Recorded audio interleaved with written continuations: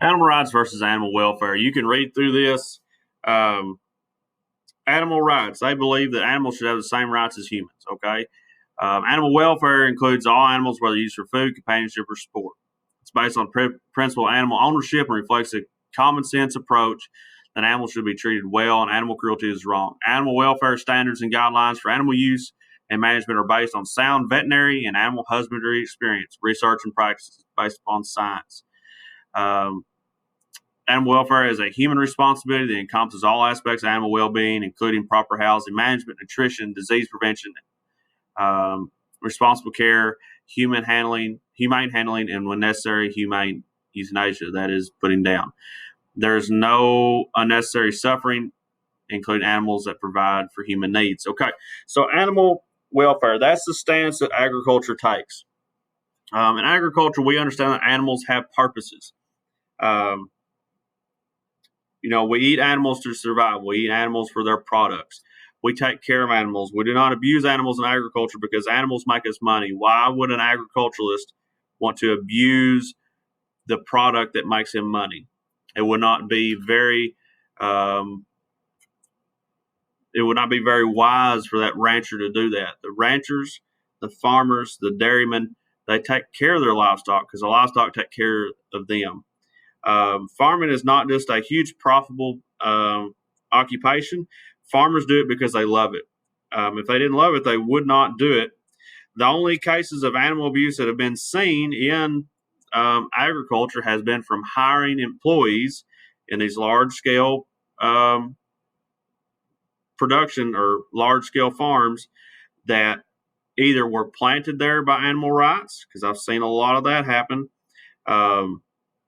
or by employees, disgruntled employees that were unhappy. And, whenever the farmer found out, they were fired. Okay.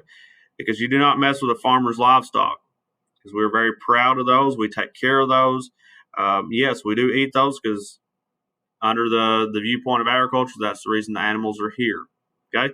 Let's jump to animal rights and let's see their distinction. Animal rights extremists believe in ideology that there is no distinction between animals and humans. Same thing.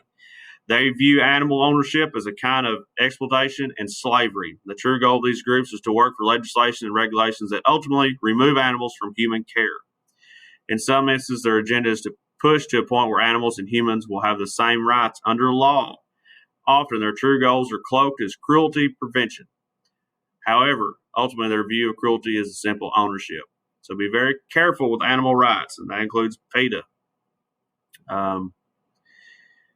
Should we treat our animals fair? Should we treat our animals like we treat other people? Yes. I can tell you that most farmers treat their animals better than they do people, because they understand animals are not as sinister as people. So in agriculture, we're under the stance of animal welfare. It's a common sense approach. It's a logical, scientific approach to it. It's not all about feelings. Here's more information on animal welfare. Go to protecttheharvest.com. Methods of marketing beef. Okay, trying to get rid of your animals, trying to get that paycheck. Okay, auction markets, very popular, probably the most popular way to sell cattle in the United States, especially in this area. The auction market will charge the seller a commission fee to sell the cattle. Direct selling in country markets. Large producers sell directly to cattle feeders that own feedlots or directly to the meat packers. There's no commission, no fees, no middleman in that. Very direct. And you have purebred marketing.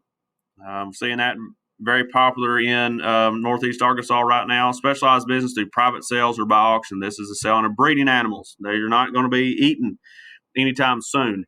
They're going to go into a breeding program. Shrinkage, loss of weight that occurs as cattle are moved to market. 1 to 5% of the animal's weight. When animals get nervous, they defecate, they make manure, they urinate. They're going to lose weight. They're going to be stressed during shipment. So that's called shrinkage. Vertical integration contract. 90% of all the broiler chickens are under some type of vertical integration contract. That means that company owns every aspect, from the feed to the chickens to the processor, from top to bottom, vertically integrated.